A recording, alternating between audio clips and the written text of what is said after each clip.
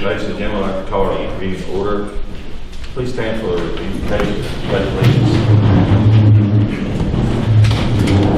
I pledge allegiance to the flag of the United States of America and to the republic for which it stands, one nation, under God, indivisible, with liberty and justice for all. Let's bow our heads in prayer.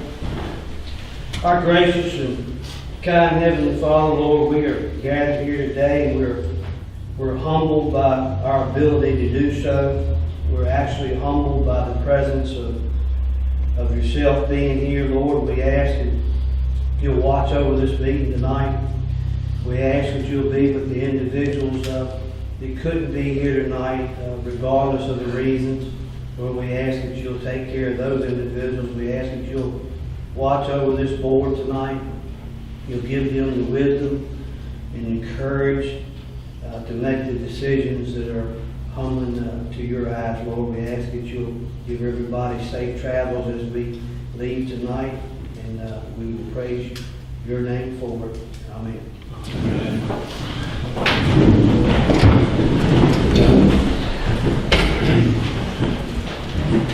We have a presentation, introduction to the new administrative employees.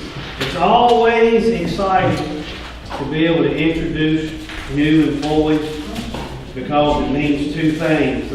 It's hard to lose employees, but it's always a new horizon, a new door open, new ideas, new concepts come to the table. But first of all, I'd like to introduce Ms. Johnson, if you'll stand. Ms. Johnson is our new payroll HR clerk. She was hired Monday, June 4th, previously employed with Tazewell Community Hospital, and she actually has 36 years of payroll and accounting experience. So welcome.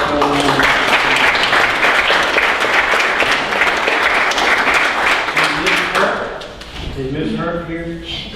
Oh, she's out. Okay, I think back. You'll stand. Okay. Ms. Hurt is a brand new. If you look around, there's no dust.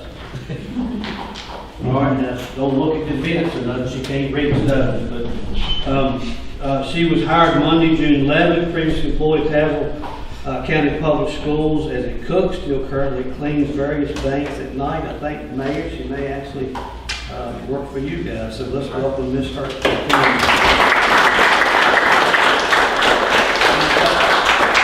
One more new introduction. I'll let our chief of police take care of that. Okay, we have a new officer that's, we actually have two. The first one I'll introduce, the other one's have guard duty this coming week, so he's not available. Will Lowe is our new officer. He'll start actually Thursday.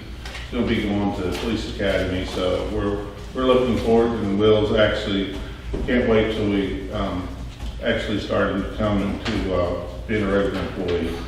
Stanley is lieutenant has known him a long time too. I think he's going to be a great asset to the town. Probably be here for many, many years, but he's looking forward to it. And stand up, Will, so they need to. All right.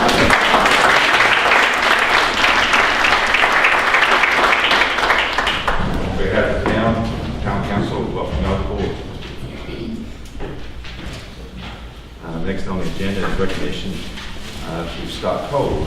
Scott will come forward to give us a presentation.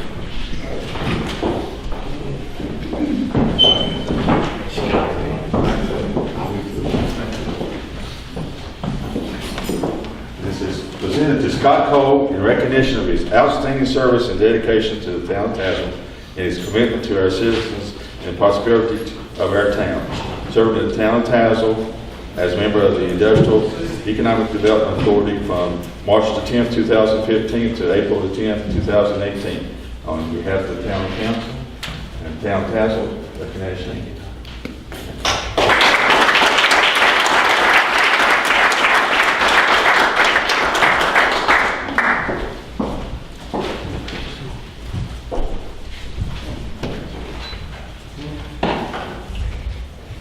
I actually got it covered if you want. You might want to put that on the wall right there with the pharmacy. Okay, next is the Jeannie Dammer. Is she here?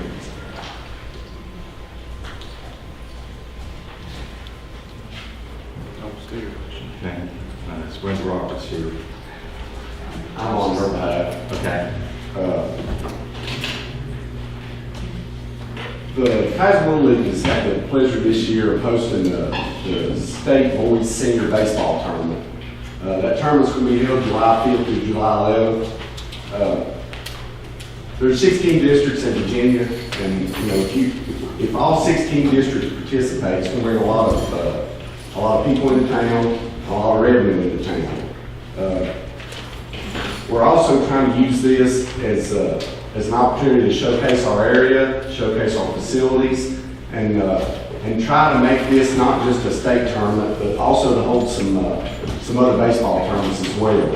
And the Little League was just asking for a donation to help us cover the expenses. There's a lot of expense incurred with this, and we're just asking for a monetary donation to help us with that.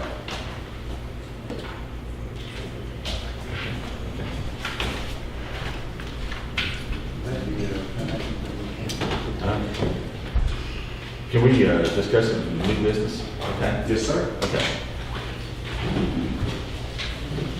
Next is the billboard design approval in July.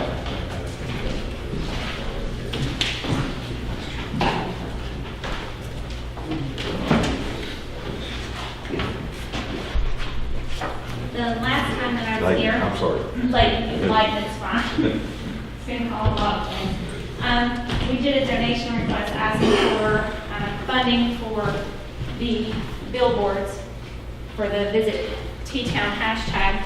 We work with Clinch Valley Printing, who has designed for us a billboard. I printed everyone out another copy of the request so you could see why we were asking for money and what everything would cost. I also printed out the design for the billboard from Clinch Valley Printing, which is this page here. This will be the billboard that will be placed pending approval from the town council. As well as, and then Dr. Brown, you asked about the location of the billboards and the signage and the visibility. All of the billboards that are listed here are available through Lamar. Mandy and I sat down and went over the ones that look like the best location. Billboard 1, if we are able to do all 3 billboards in Tazewell County, our suggestion is billboards number 1, 8, and 6. The first one is located in Ridgelands on Route 460. Number 6 is actually a standalone billboard, so it's not shared with any other business, and it's located in the Comfort Inn area of Route 460 coming from Bluefield to Tazewell. And then location number 8 is located near the livestock market coming from the Richlands area of the county into town. The cost of those 3 billboards for a 6-month lease is $3,000, making the donation $3,750. If we include 1 billboard in the Mercer County location, our suggestions are numbers 1, 6, and 9. The first 2 billboards would stay in the same location, and then billboard number 9 is actually in the Mercer Mall area of Mercer County. And the total for those 3 billboards would be $3,600, making the total $4,350. Do you know if they give a discount for a governmental rate? That is the discount. Generally, the 6-month rate is much more than the 12-month rate. She gave us the 12-month rate because it's a municipality.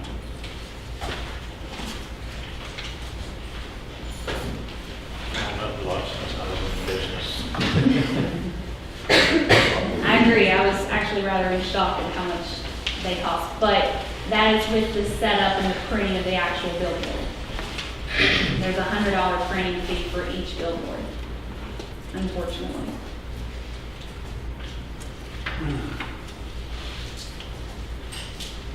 They make you pay the printing fee along plus fees? Yes.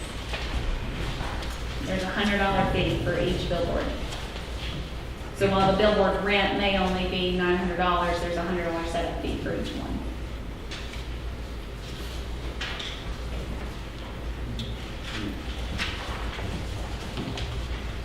We'll discuss that. We'll discuss it. New business. Okay.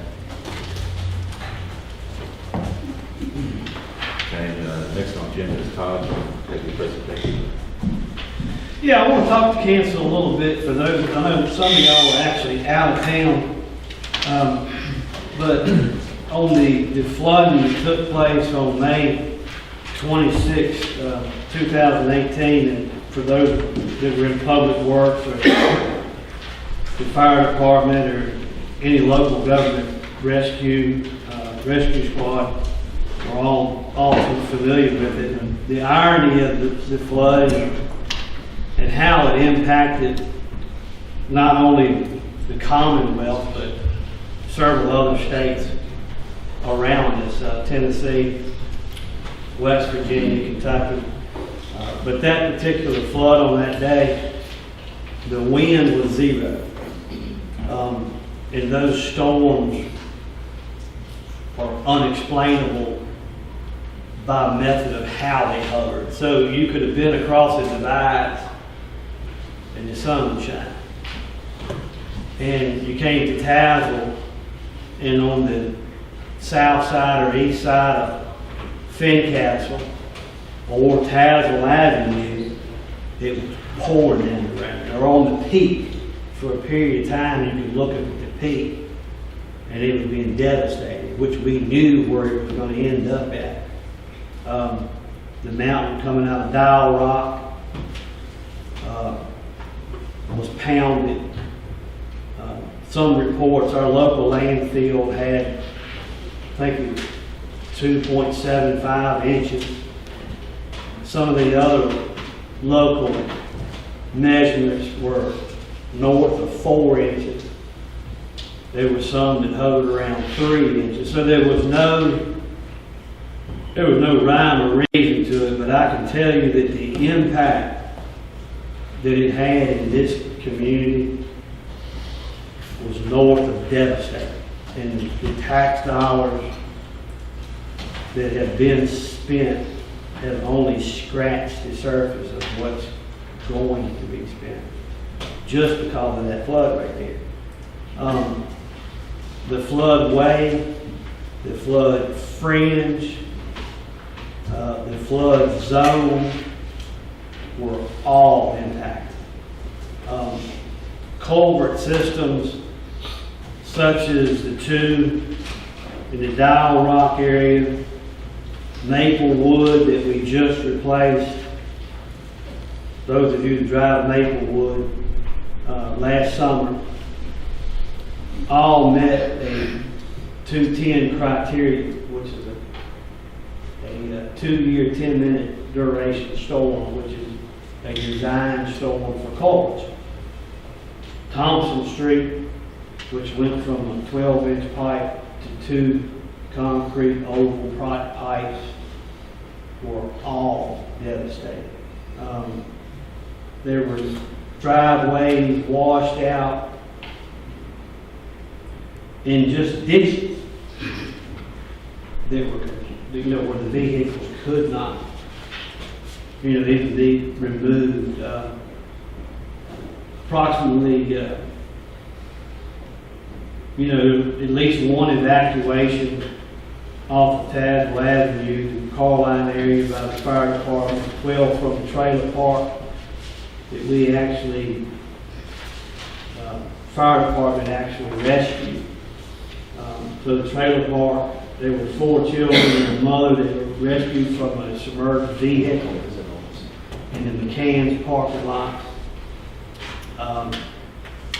The flooding areas that we have in town that are always flooded during what we call hard rainstorms actually were impacted north of historical records. For example, I talked to an individual who lives on Pine Street, and literally had 27 inches. If you look at the screen behind, 27 inches of water in his garage, and has lived there a long time. This individual's neighbor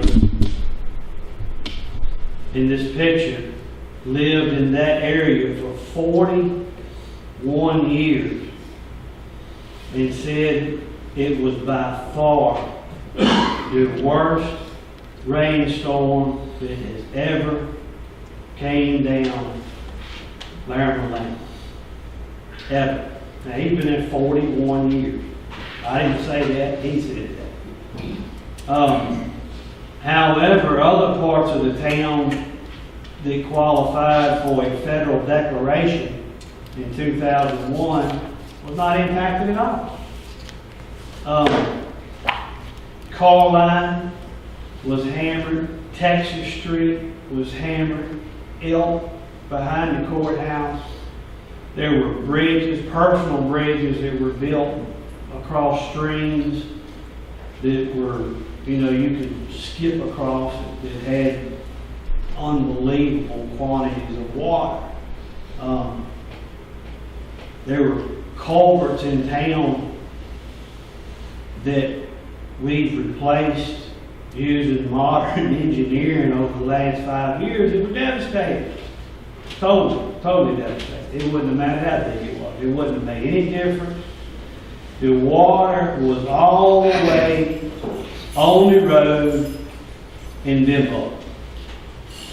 All the way up on the road. Look at Dunford Park, which that's not uncommon. Dunford Park's not uncommon. We've all seen it flood during moderate rainstorms. The last time we saw that right there was in 2001. All these pictures here, and I don't have them from all over town. The town managers are ride around and take pictures. The next day people say, well, he wasn't doing nothing taking pictures. So these pictures didn't come from, they came from people in the community that were adversely impacted, people in the community that need assistance. This was a direct reflection of culverts in this town that for some reason are just undersized. However, again, if they would have been engineered appropriately, you would have still had this flood. That rainstorm was not a derivative of any decision making when it comes to how big culverts need to be. They don't make them that big. This is another view of the same area. This thing's got a pointer on it, but I don't know how it works. If you'll look at that pole right here on that drawing, that water is literally wrapping around. You can see the edge of it, and it's coming all the way out here. That was a moment in time. I have no idea what it was 15 minutes before or 15 minutes after.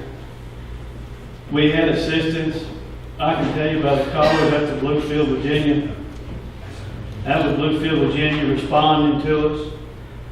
These are our fire department employees. We had public works.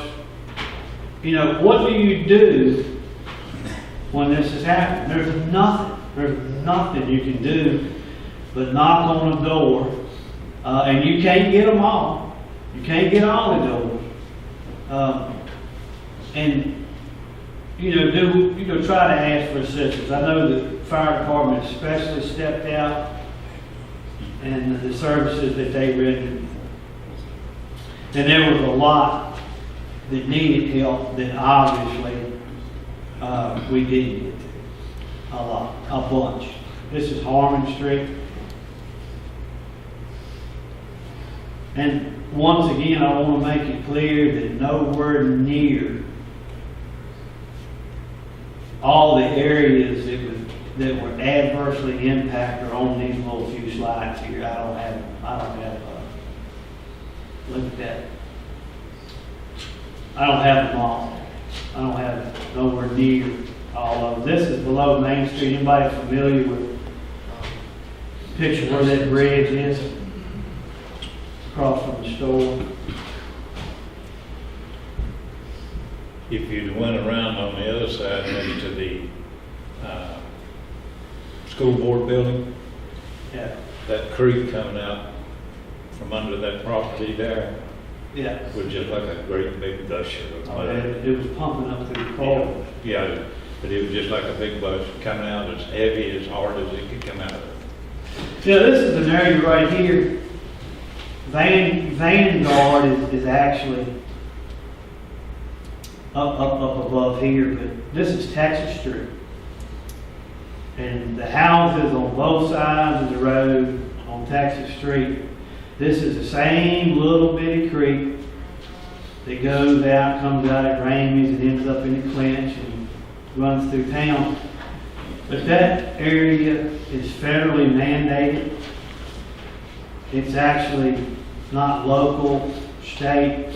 That is a FEMA firm map area, which says by federal law, that little creek that you see squiggling through here, the area in pink cannot be touched by anybody, nor can the Clinch. And there's a couple of other streams in town, North Fork. There ain't nothing you can do there. Nothing. So you can see where these flood areas expand out, and I would be willing to challenge somebody to say that that did not defy a 100-year storm in that area right there alone. Just in that area right there. And you know, a lot of suggestions, you know, one of the biggest suggestions that I hear is dredging. It's dredging, and you know, just under a theory, and I'm gonna elaborate it over and beyond. But let's take this creek, even if we could dredge it, just for speaking purposes. Let's say we dredged it down a mile. Let's just be absurd, a whole mile in the ground. Well, what's going to happen in a week? It fills up with water. You dredge it, it fills up with water. So, the next rainstorm you have, you've got a ditch that's a mile on the ground full of water, and the flood is still taking place. So, dredging has its uses in flood discussions, such as behind a dam, behind a controlled dam, or an above or a raw water intake system on a pond or a lake. The deeper you dredge the water, the lower the quality of the water drops because it stagnates. So the health department will say, don't dredge it, let it run shallow, it's fresher. So dredging has got advantages in the right areas. Tazewell's not one of them. We don't have a controlled dam system anywhere. So when you do dredge, if you don't drop completely out of the contour, I mean completely out of the massive contours, dredging, you know, doesn't do it. So, but anyway, you couldn't do it here if you wanted to. And then the after effects that God left us are in that picture right there. So, you know, at least since 2013, we've started a culvert replacement program. And I know I'm going to miss some, but there were two big ones above where Charity used to live. Two side streets, we replaced those, and they've done very well. They were devastated during the storm. Maplewood, all of you that drove Maplewood, you could have crossed there the other day in a boat. It devastated that. Thompson Street, an individual that lives on Thompson Street actually called me after the flood. He said, we flooded again. But he said, I just want to let you know it wasn't because the culvert was too small. It was because the massive amount of water. It was just an unbelievable amount. I don't care how big culverts were. But he thanked the public works, and so, you know, we'll continue that. We'll continue this pattern. We'll continue it. And it's going to take a while to do it, years to do it. The lowlands, such as the one that I mentioned behind the courthouse, they're lowlands. I don't know what you can add to that. They're lowlands. When you have high water, it's going to flood. You know, there's not a way around that. You know, it's an unmapped area, and it's going to flood. It's lowlands. And unfortunately, just to be brutally honest, the area behind Texas Street, unfortunately, there's nothing that man can do besides move that mountain behind it to stop those waters. There's nothing you can do there to stop those waters. You can put a culvert in. Culvert would have blew it out, whether it's small culverts or big culvert, and just hydrologically, because of the contour of the land and the way it lays in there. It's not an answer for it. However, areas such as Larimer Lane, years ago, they went through there and they covered it. They covered it up and they put these little straws in there. That's got a future.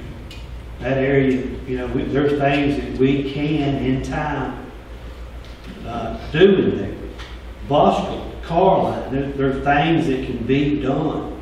And we will continue to fight the good fight and replace them and do the best we can to keep up with the system that we've got and deficiencies that we have.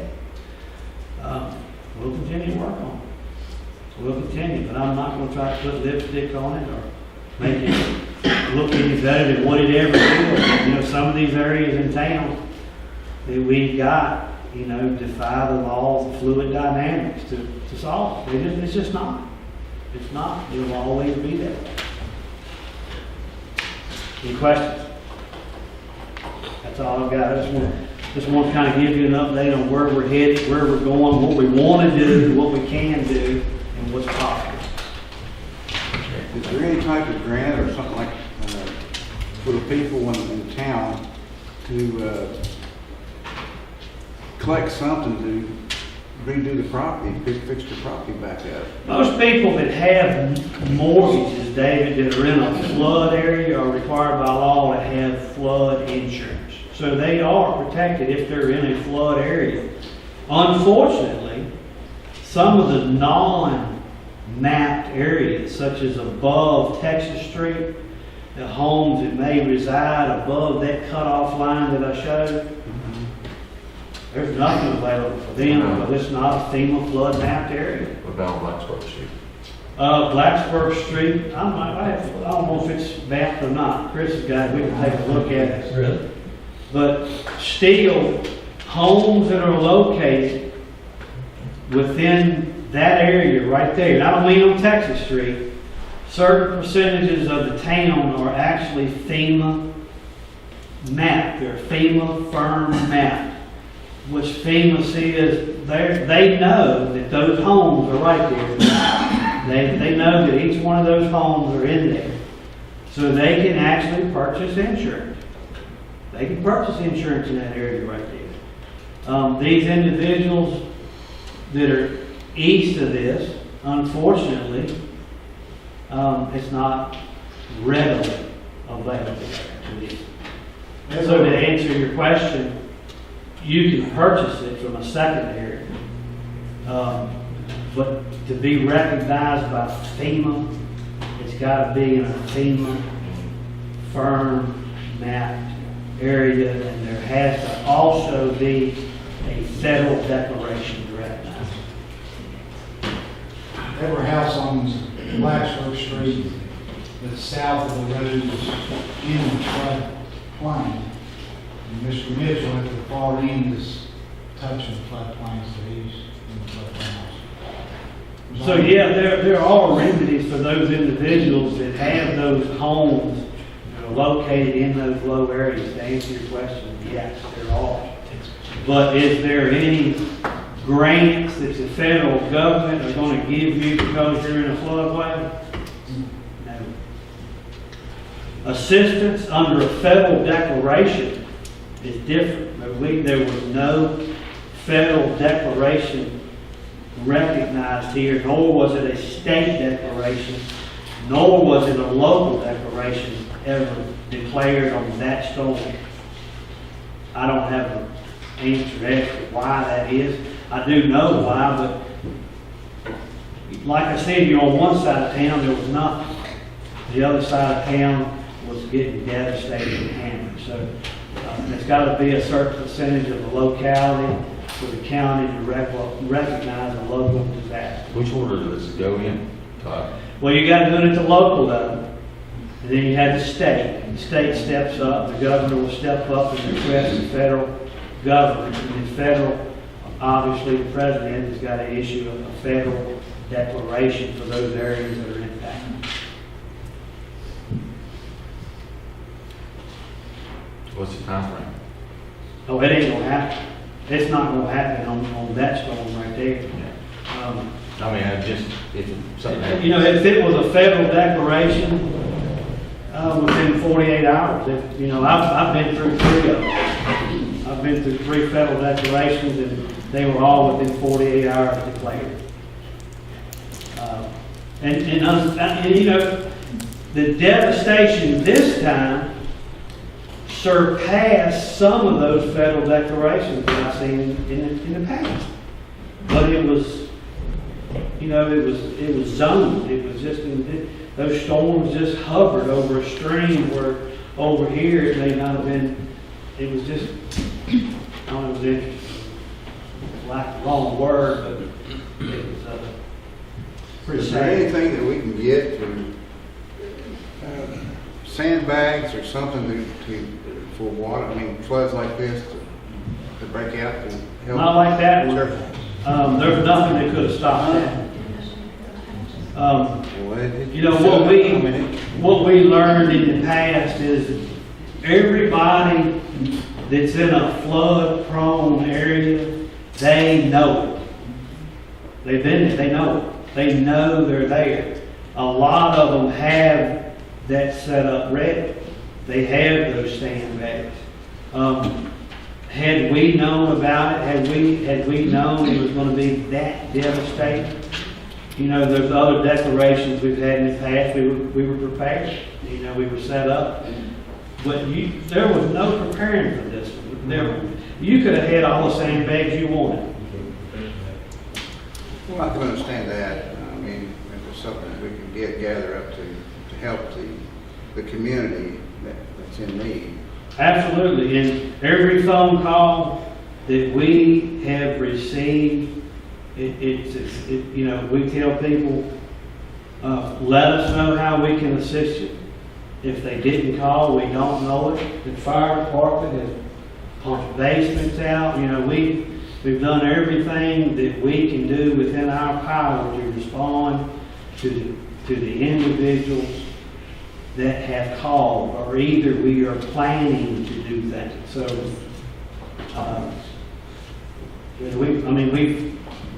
we're getting there. Good. The insurance company has a term, and it's what this was, act of God. And that's what that storm was, it was an act of God. It was. From all the rains that we've had, the ground was so saturated, when this cloud came over and just busted, that hit hard.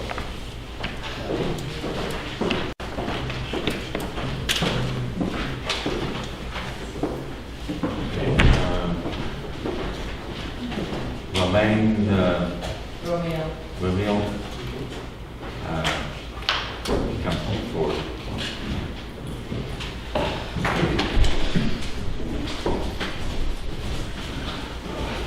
Good evening.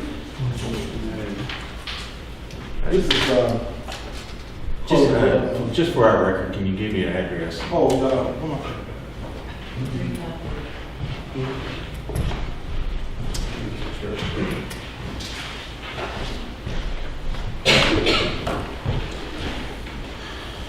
Represent the First Baptist Church, Tazewell, 353 Harlan Avenue, Tazewell, Virginia. This is, we're here pretty much with this topic talking about flooding. We have experience at the church for multiple years now. The stream that comes down behind the church, it's a culvert there that's 5 feet, and it's completely full. And there's debris, railroad ties, trash that has filled that culvert. Now, the day when this flood came here, myself and Pastor Harrison, we was there trying to remove some of that stuff out. But it was coming so fast, like I said, the water was coming so fast that we couldn't do nothing with it. So we was hoping that something could be done for cleaning that pipe out, because even when the water doesn't get as like it was this time, we still experience flooding in the church. And it has done multiple damage over and over and over again. We had water in the basement probably about 4 feet deep. We had to throw away all our chairs, our tables, food. And thank God it didn't get in the sanctuary, but it was in the lower auditorium where we feed. Which, you know, it takes a lot of disinfectant, smell, black mold, which is very serious matter. So we was hoping that we could, we came to ask if the town could help us clean that pipe out. I took pictures of it today, and one side of it half full, the other side is 3/4 way full. The stream is very shallow, but when that water comes in, all that debris fills that pipe. Comes off of Maplewood. Yes, sir. Okay. And it just, I mean, just like that, it overwhelmed us and with nothing we could do. You know, I even brought my boat out in case there was some people on the street that needed evacuations and whatnot. But we was hoping, and also we wondered if, I know we're not in the flood zone. And we thought about even if it could be rezoned so that we could even purchase insurance. Because from my understanding, if you're not in the flood zone, you can't purchase insurance. Am I correct? We're in the floodplain. We are?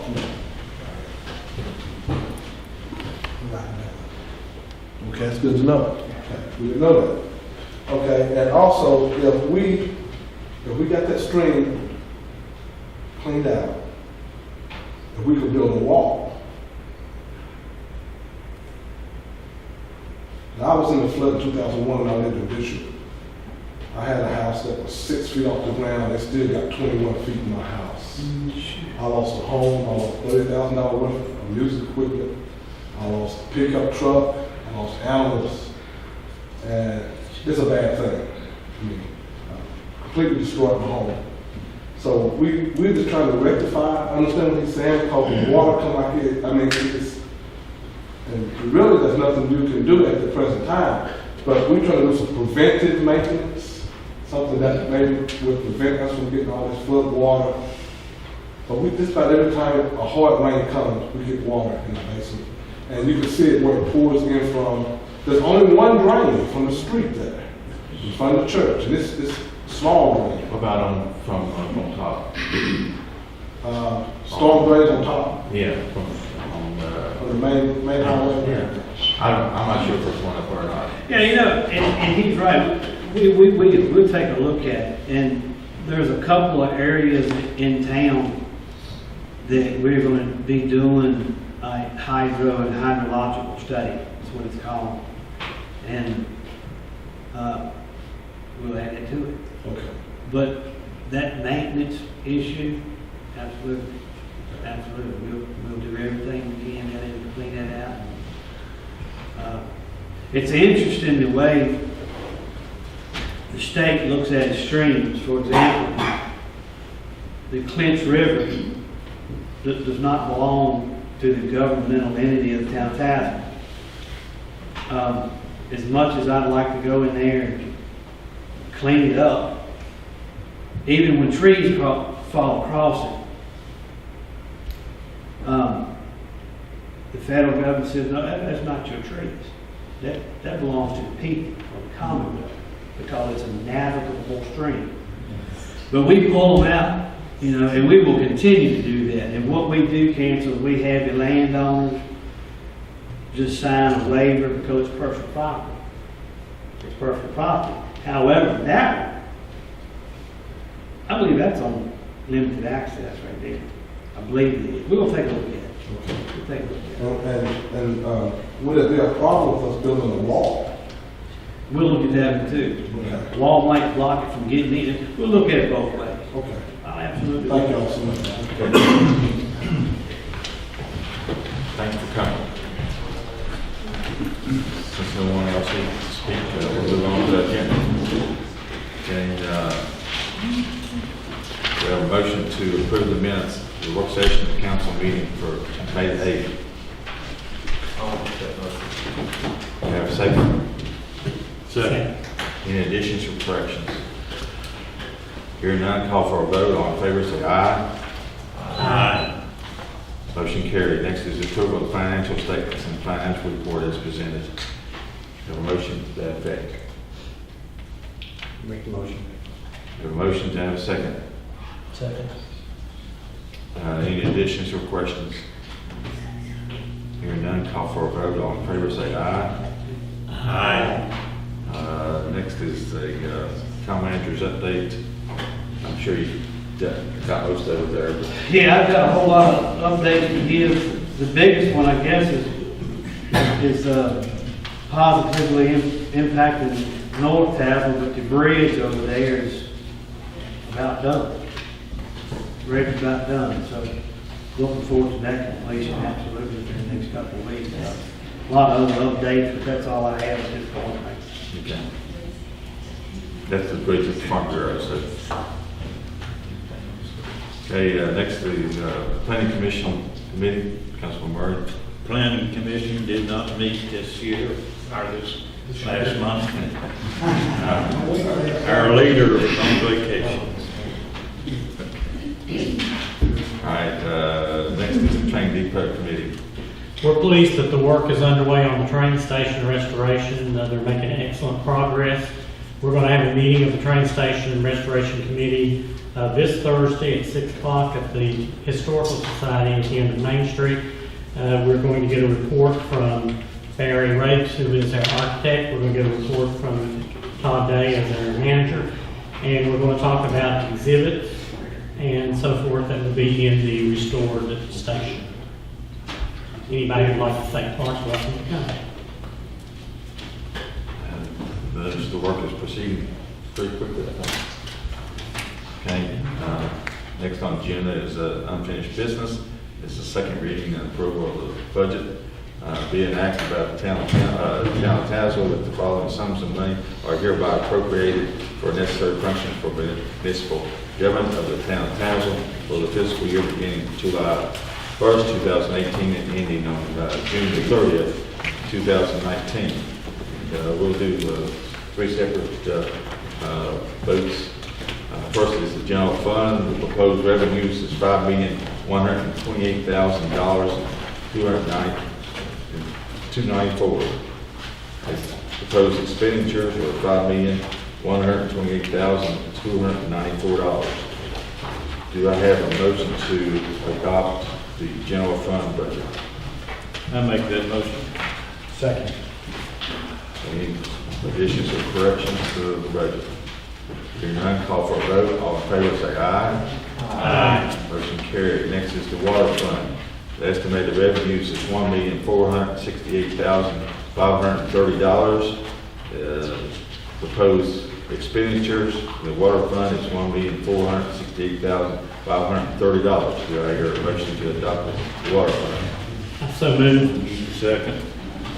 Any corrections or questions? Hearing none, call for a vote. All in favor say aye. Aye. Motion carried. Next is the sewer fund. The Proposed sewer fund revenues is $1,273,000. Proposed expenditures in the sewer fund is $1,273,000. Do I hear a motion to adopt this budget? So I'll make that motion. Okay, Second. You got a second? Any additions or corrections? Call for a vote, all in favor say aye. And just to let the public know, there's no increases in any taxes or the water rates for this coming year, so. Say that a little louder, man. Okay, there's no increases in water or property taxes for this year. One thing I'd like to add is the photo on the front of your budget that I handed each one of you is compliments of Debbie Maxfield. She lives at Tazewell, used to be a school teacher at elementary school. You don't see that? You want to pass that around, Todd? Yeah, I'll pass this around, let them look at it. Okay. I can't see it. How y'all gonna see it? I can't see it from my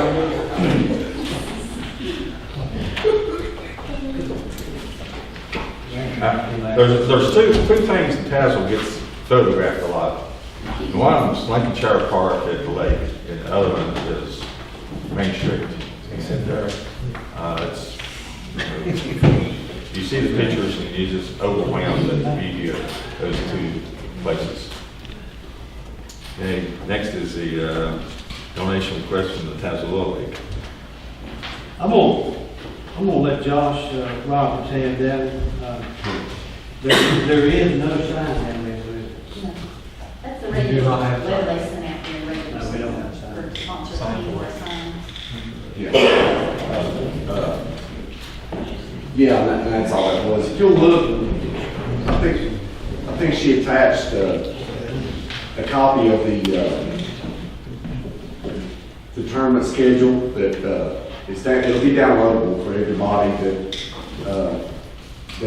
that's coming to attend. We also have booklets that will be given out to participants and to their families. But if you look through that, you know, it's highlighted all the restaurants, all the things to do in Tazewell. You know, try to, you know, let them know what's available here while they're here. You know, there'll be teams traveling from all over Virginia. And as the host, you're responsible for to provide all the players and coaches an opening ceremony meal. And we're just looking for money to help cover those costs. You know, all the costs associated with baseballs and those things. Hey, John, is this donation request for the season or for the upcoming No, for tournament? the tournament. Well, there's two separate ones in your packet. That's what I thought, that's what I'm One for the tournament, confused. one for the season. So the season's over. Season's over. Yeah. Yeah, right. So you're basically asking for the tournament. Yes, sir. Is there a number here? No, sir. She didn't give you a number. How many young people in Tazewell are involved? There'll be one team in Tazewell. What's the If number? they win. We won't know, the district tournament actually starts on the 19th. And we won't know if we even have a team involved. When's the last time we had one of these in Tazewell? They had a softball state tournament here, and It's been a long time. Did we have any restaurants on Main Street? no. No. Did you buy a soda on Main Street the last time we had one of these?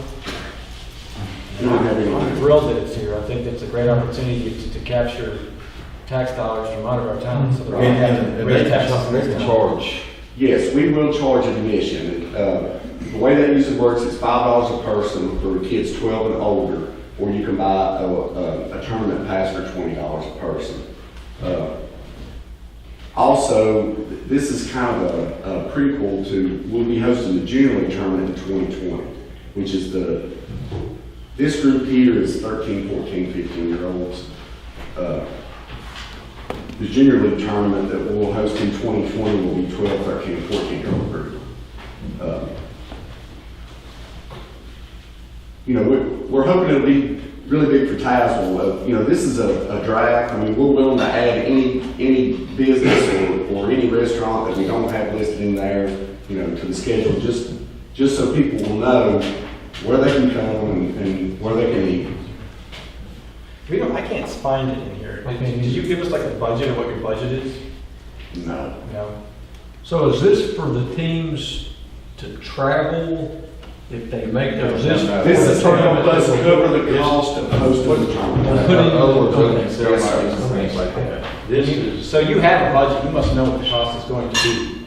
We have a pretty good outline. So- I can get that information and forward it to you guys. Because you're gonna need this money pretty quick, right? Yes, sir. Okay, so can you get, and then you can email it to us, and we can. yeah. Okay. So if you get us the budget and the donations that you have to date, and we'll do our best to consider what we can do at that point. Yeah. Okay with that? Okay. Or, Con is a better idea. if you just get over the But we don't know what it is. We don't know what. Well, always ask for. We just make up a number and give it to them. We don't no, you got the number of people, you know who's. well, I think this is different, because In it's this bringing case- people from out of the community. in this case, it's not a matter of how many people is involved in the tournament from Tazewell. It's what is this tournament going to do for Tazewell? Right. Okay.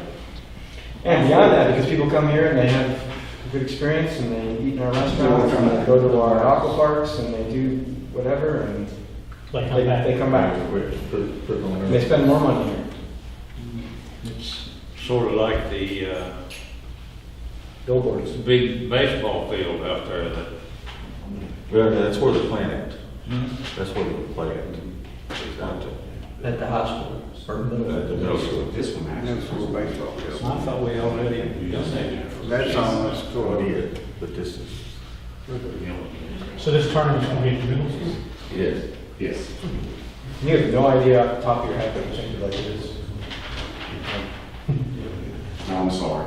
Okay. I mean, We're looking at just alone for, I have to do the math, but it's gonna be several $1,000s just for the opening ceremony dinner. Do you have like donations from businesses in the community, the restaurants? We're working on that right now. I mean, this is all a work in progress. We can see that too. Okay. I'm going to make you a suggestion, Chief. Yes, sir. A few years ago, we had a team go up north. Nobody wanted to help them and donate any money.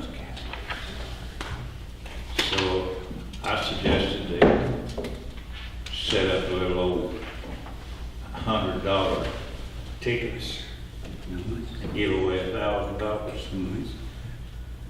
And they raised about $8,000-9,000. Well, we know what it costs to go. We sent 5 teams last year to state, and it's, it's pretty good.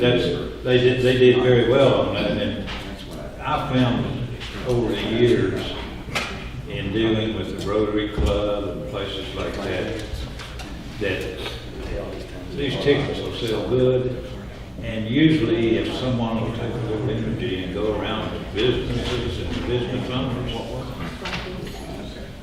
they're willing to help. Okay.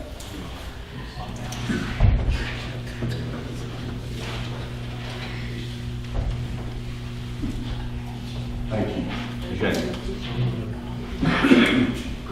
Josh, you can find basically who's going to cater or whatever in here. We're talking to Fisher & Company to do that. Okay. So, if they. We're doing local. I mean, We'll do everything we can do local. Yeah, so, you know pretty much if it's $5 a plate, then you're gonna have 200 people, you know what that's gonna cost us. I wish it was $5 a plate. Okay. Next on the agenda is the approval of community service form for the gym use. Mayor, we are continuously getting requests from organizations, whether it be travel ball or middle school or just different leagues, to utilize the gym that we have beside the sheriff's department. And a lot of times these individuals that are wanting to use the gym don't have the funds the fees that we charge, to utilize the space. And we utilize those funds, obviously, to keep the gymnasium up. Also gives people pride when they use the gym, and it helps them get some incentive to maintain it. But I've got a recommendation that I've worked with council on for the last couple of months. It, to me, is very attractive for the entire community, and I'd like to read it if it's okay with the council to proceed forward with it. Community service form to promote community health and to encourage volunteerism in our youth.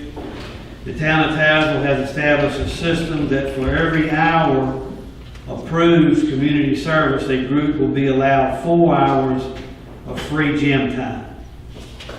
So what that means is, you know, if they go to the nursing home, or they go to the animal shelter, or to any other facility that desires, you know, our youth, attend, whether it's picking up trash on the side of the street, we'll give them, you know, hats, vests, police department will obviously cater to the safety there, but it establishes a sense of pride in the entities that, you know, are interested in it, and they pick up, once again, it's a 1 and 4 for every hour of community service, pick up 4 hours of gym time. So I think it's a pretty good trade-off. I think it's going to be a home run for all the organizations. I just need council's vote and approval to proceed forward with implementing that. That's an hour for the group.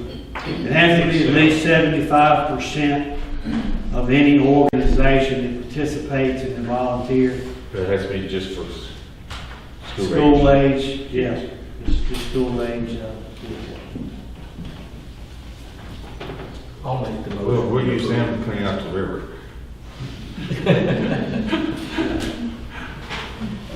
Okay, you got a motion? Second. You got a second? Any other discussion? Hearing none, call for a vote. All in favor, say aye. Aye. Motion carried. Next is the, we'll put the, business.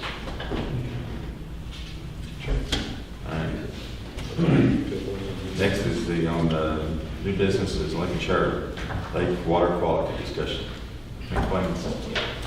While he's coming forward, I want to remind council that we've taken every step we can. The Aqua Park's opening date is July the 7th. And it will be open. We're looking for a big crowd that day.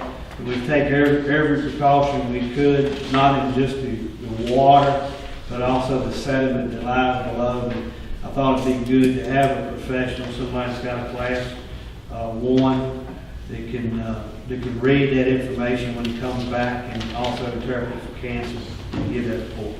So Wayne is our chief operator.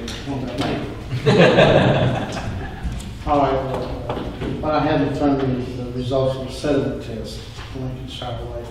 They tested for mercury and PCBs and found no trace of either. Great. So, that's it. And there is a little notation at the bottom talking about tetrachlorine xylene. That's a surrogate. It's not in the water. That's what they use in the lab to set a standard. So I think that's what Mr. Gray was a little worried about, that it's not in the lake. We have fell well below every sample that we've taken has been well below call for, has been well below any levels that are hazardous in any way. David Fox to anybody discriminated lake out there. The last sample was taken on Friday. Now, I got sick on that, so I'm sorry. Sorry. Received the sample on Friday and set it up, and the state of Virginia, you're not allowed to put a zero down, but the genetic mean for E. coli on the water is 1, and when you calculate that out, it comes out to 0 per 100 milliliters of water. So Friday, there wasn't anything in it. Yeah. How often will you test it? Whatever we want to, there's no governing entity that's telling us we have to do it, but we're doing it at least once a week from here on out. And I want to comment again for Leanne over there, our clerk, but Blaine said that the level was 0. The average quantitative level was, that's pretty good. Yeah. And that's also another reason that we're so late opening the Aqua Park up in the year, because we did want to verify that, I didn't want to buy all the equipment, and, you know, have results that wasn't practiced. What about testing the water? Do you do testing like in a one time, either time? The rec park director is over that. Mhm. And we discussed him setting up a schedule, at different times during the day. And of course, the park's only going to be open so many days a week, and those are the days you really want to cover. So I'm sure he's already set that up. Right now, it's just a random deal. Just to let you know that the sample equipment is sterile. We don't use anything that's compromised. They've been shown how to use it. Even on the sediment test, we used a sterile, it's called a sludge judge. It runs all the way to the bottom. It's got a check valve, opens up and sucks the sediment off the bottom. And then they put it in bottles supplied by the lab. And that's the way it's shipped. So, now in the summertime, your coliforms are going to rise simply because the water's going to warm up. All that is algae. So those numbers will pop positive when you do an E. coli test. You just have to be able to differentiate what's E. coli, what's coliform bacteria. And we're well equipped to do that. Are we going to continue to run the test, or will we continue on to the lab? Oh, no, we continue to run them in-house, we'll run them in-house, and if any state or anybody wants to see it at a higher government level, obviously we'll send it to anybody. We can have results in 18 hours. That's how long it takes. All right? Thank you. Thank you, Blaine. Pretty well. Next on the agenda is the policy to ban people from public parks. So that was, time, and we're going to talk about opening the Aqua Park, and talk about how we ban people. About a couple of weeks ago, I come across on our list of, which I'm involved with other attorneys across the state who represent localities, a request from one town, from others, if they had if anyone out there had a policy about dealing with the parks and handling people who aren't following the rules. And I suggested Todd it might be something that the council might want to consider, because we don't have any type of ordinance or a code of conduct or a set of uniform rules for our rec staff or for the town employees that we deal with when we deal with people who tend to do anything from throwing out trash or putting litter in the lake, not following parking signs out there, you name it, any of the gamut of activities.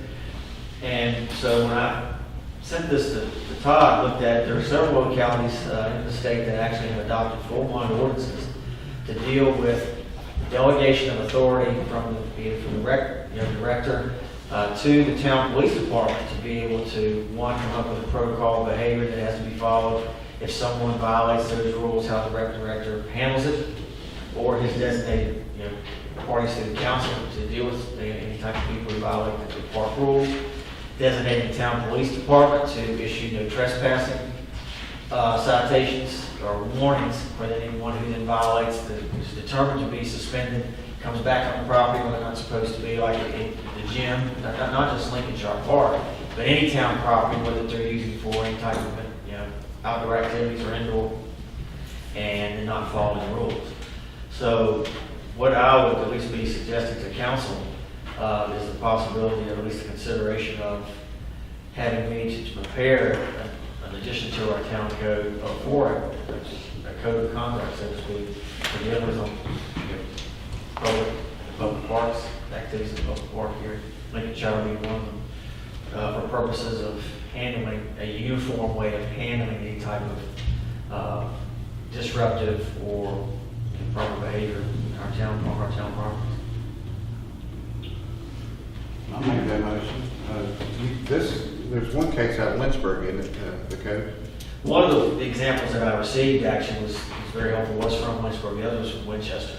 Both cities who have larger recreation facilities, but as the town continues to grow, I think it's going to be one of these where these set of circumstances where it's going to be helpful to have a set protocol in place to where things are dealt with uniformly. I mean, as an example, the Y has policies in place in dealing with folks who get disruptive parents, things of that kids, Little League basketball games as an example.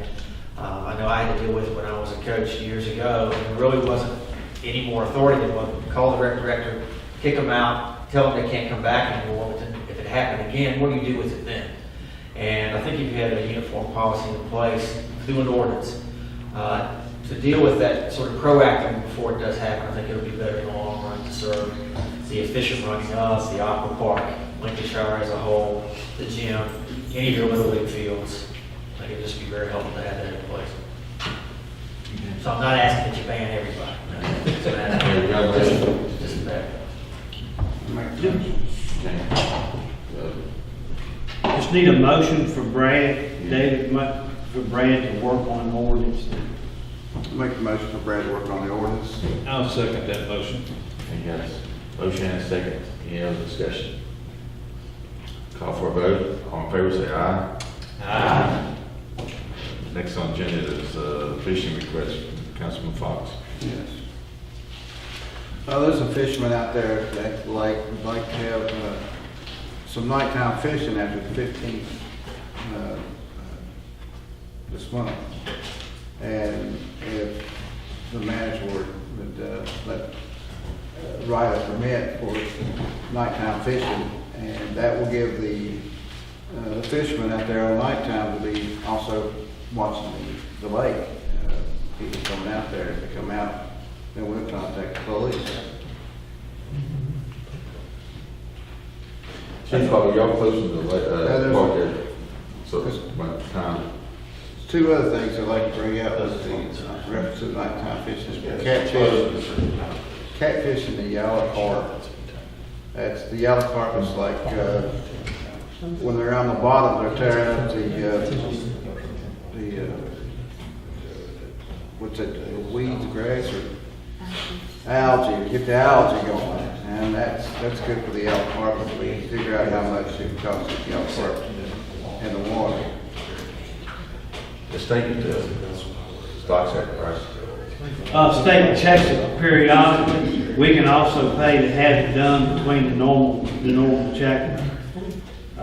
And it was actually done about 2 years ago. We can do it again.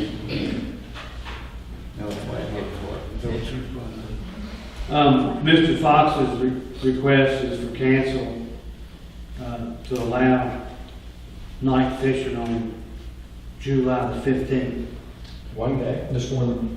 Well, I know that Ben and I have talked, and he's planning a couple of night fishing tournaments out there before the fall. This was not one of them, but it's up to him. It's not a tournament, they just fish. It's not a tournament, it's just a nighttime fishing. Why not? And it's been doing that, for several weeks. From a period of time. Yeah. Oh, he wants it like from July. July to August or September, He wants it of the fishing. every night? Anytime they want to fish. At night. That's up to council. We'll have to make policies and procedures, and That's what I was we planning have to to do. set up a program for that. Brad's into it. It's up, we can do it if y'all want, it's up to council. I would be concerned with regard to insurance Yeah. On the insurance, and with regard to coverage by our police who's going to patrol that area at night. I tell you, It's not lit. let's do this. David, I don't think anybody is, let me talk to DMA, let me talk to Brad, let me talk to the chief, let me talk to Ben, and let us put together something to where I can email out to council. And we'll continue this conversation, see where it goes. It's always amazing, the little things you want to do turn into a great big massive snowball, because we let them sometimes. But we'll communicate back to him, back to council. We'll start communicating. I'm just helping the fishermen out. Yeah.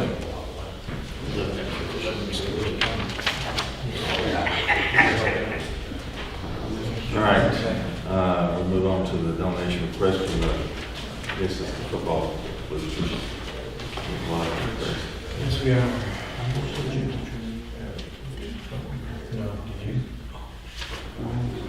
By the way, the one above that, Mayor, the Yeah. date misprinted there, it's July the 7th. All right. July 7th.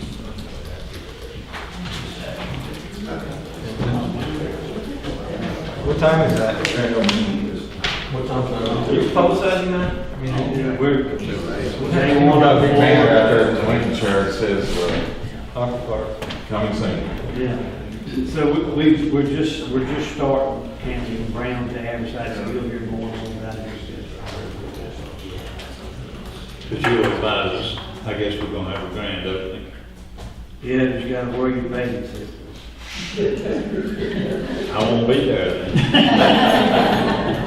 Wants us in our suits. You're out of town.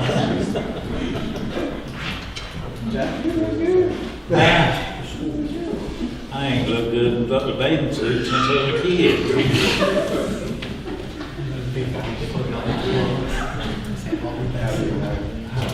All you need is a motion on that next one.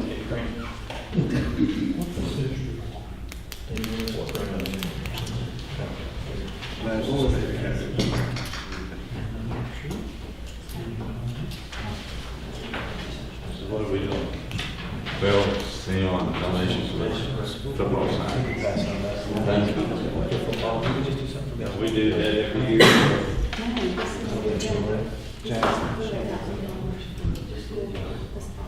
Huh?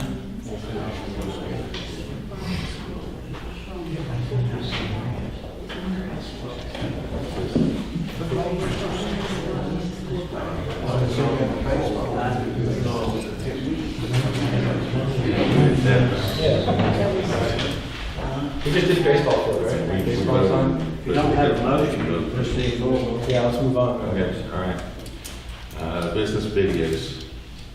Let's start. Donation request from the FLA. That wasn't in the packet, so.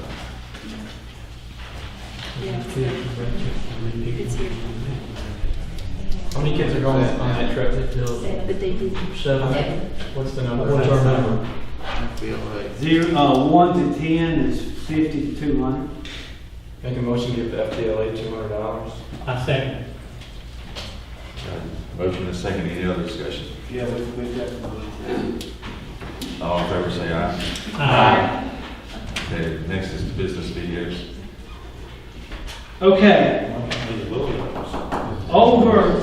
gonna say it was 2 years ago, we set up a new program with John Reeves to where he would go to any business in this town that was interested and make a video. And he would cut it so that you could have free advertisement for your business. We'd link it to various entities, our website, Facebook, all kinds of stuff. And to date, I've got, guess how many? 0. And guess which council member pushed it and pushed it? Anybody want to guess? Who, me? Bob, you got it. But anyway, I wanna, See, can I get the minutes on that? I just don't remember pushing it. I might have said it was a good idea. I don't remember anybody calling me either.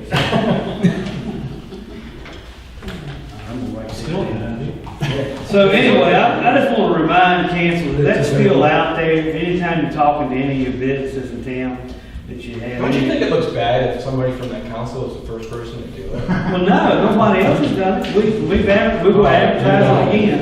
I volunteer. There you go. I want to do it. There you go. It's like a 2-man clip. Arma do it. Volunteer. There's two right there. There's two right there. I'll be 3 and 4. Yeah. All right, I'm gonna have John Reed get in touch with, What's that? What's the I think it's pretty neat. It was 2 years ago. I don't know what. And also they had a directory, business directory, and I bet there's not many people on that either. That's another one. It's online. Okay, that's all. Okay. Grass cutting, town right away. Okay,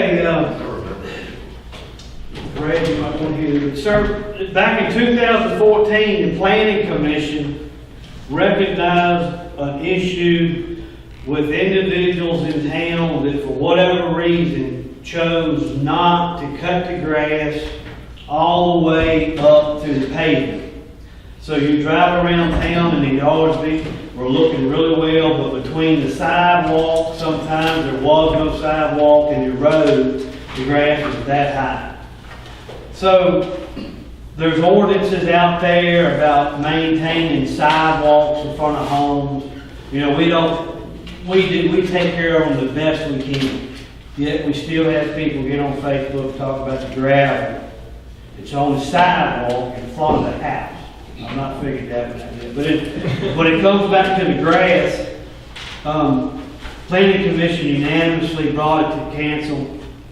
We recommended to go before council, but we didn't have a quorum on the council, and it failed, and it was my fault that we never added it back to the agenda. So I'm bringing it back before you again tonight. I can tell you that in the future, some of the other things that will be brought back to council, what has never been brought before, are trees. In the example I gave in the work session, people will plant trees or shrubberies or flowers, and then those trees will grow up and they'll call the town and they'll say they're on the right of way.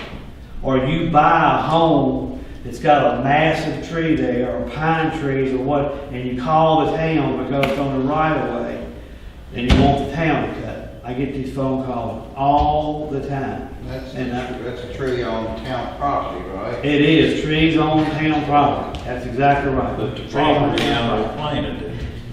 So that's things that I'll be bringing to you in the future, but right now I would like council to address the grass cutting issue, and if you'll make a motion, unanimous motion, Brad can draft that up.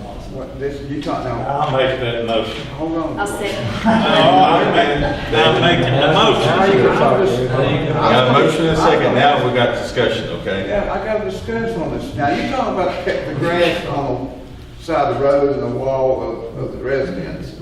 All, Like down through, around Judge Tazewell Thomas. Avenue, Ben Bowl, Carl Line, Church Street, it doesn't matter where you're at. People are leaving a strip of grass in front of their house, Side of the road. beside the road, yes. I don't know why, how you gonna ask me why they're doing it, Dave? I don't know why they're doing You might get hit or something like that. it. Don't get you, we don't want you to get the road. You can walk down the sidewalk and cut the grass between the sidewalk and the road. No, this is road and wall of the property owner. I don't know nothing about a wall, The wall going up where, from our, like, from Combs's all the way up to, though. No, we'll cut it. We're not talking about that. We're talking about your front yard, you've got a sidewalk, and then you got a little strip of grass between the sidewalk and the street. And we're talking about they're not cutting the grass between the sidewalk and the street. oh, now, I got you now, Jack. I thought you was talking about the walls. Okay, we got a motion and a second, any other discussion? Hearing none, call for a vote, all in favor say aye. Aye. Okay, next on the agenda is we'll adjust the billboards. Yes. I have a couple questions regarding the billboard. Okay. How much of a hassle would it be to redesign it to add the aqua park and a picture of the aqua park so that the parents of the children that see the aqua park are going to come to all these restaurants and shops? On Jolly Green, so they can have it done within the day. Put it over here. But have it be a significant thing so that now we're supporting. So you want the entire background to be an office park? No, just like Oh. here. Like this little one here, put the aqua park over here. Okay. I don't know if we have, do we have a rendition that we can give her of the aqua park? Absolutely, I can send you one, but I can send you yes, I can. Okay. And then add it to the top line? Okay. But I would recommend that you bring it back Yes. before you? Yes. And if you want to do it via email, so we don't have to wait a month? Yeah. And then are we the sole, are we the only person paying for these? This entity, is getting money from anywhere else or just us? Just the town for right now. People to see. Are you planning on soliciting other, Yes. the restaurants, the breweries, the smoothie bars? Everyone that is going to benefit from that billboard, we're asking for a donation. So to basically, maintain they don't the have to billboard. have their own billboard. I mean, what you might want to consider doing, and it may be worth your while now, is to solicit specific restaurants to have their name put on that billboard. The goal is to expand our billboards to approximately 6 to 10. That way we can extend our viewing area into other parts of the county and other parts of Southwest Virginia. We'd like to go towards Bristol, Abingdon, Lebanon, that end. Then we can choose, these 3 billboards have smoothie bar, aqua park, and coffee shop. These 3 billboards have brewery, restaurants, and boutiques. So instead of funding or sponsoring 10 billboards, they're only funding and sponsoring 3. That way it's more financially prudent for them. Okay. You can bring that to us, I think it would help us support it. Okay, and you just email, have them email it to Todd and he can send it out. Thank you. Okay, anything else that we brought before council? Just a reminder before we go, motion to go to executive session for a couple of items there. That cruising this Saturday, from 4:30 to 10 o'clock. We also will have fireworks on July 4th for our next council meeting. I'll be out of town. Me too.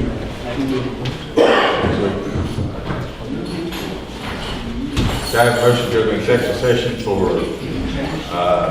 personnel matters, prospective business, and prospective business. Make that motion. I make that. You need to come back.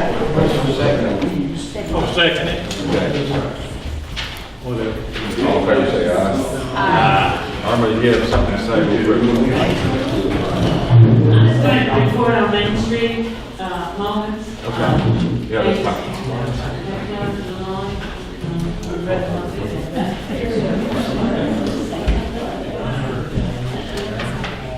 I'm sorry I forgot to sign up. I thought you would call on somebody that forgot to sign up, but I didn't hear. Anyway, We didn't do that. 254 Okay, Pine Street. okay, that's all right, just, Yep, changed my address, I think. Just want to report on Main Street moments, coming along great. Hot sauce, and don't ask me to get somebody from Charlotte, sounds hot. Anyway, they're gonna be at high school at 6:30 on the 27th of July.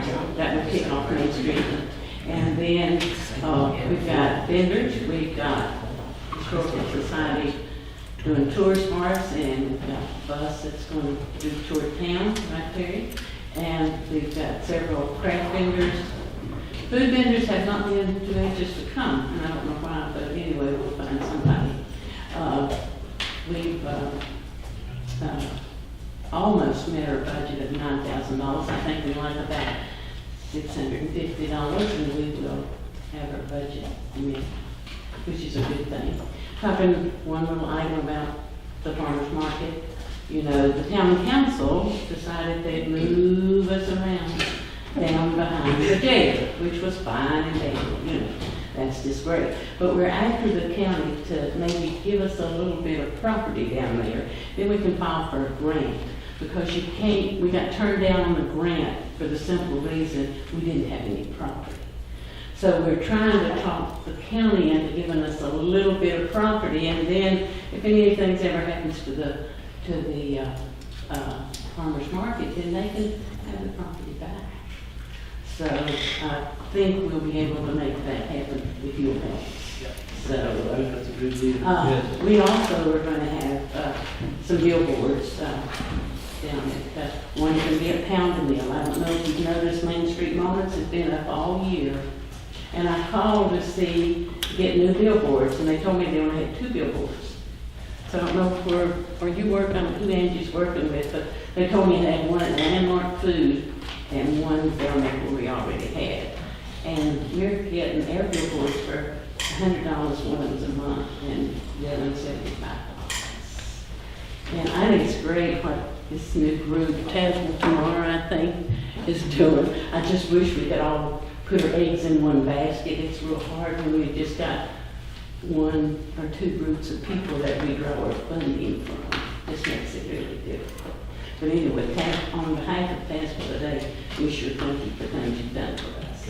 All right, thank you. Are we away, Joe? Yeah. All right, we'll be back, folks. Thank you for coming.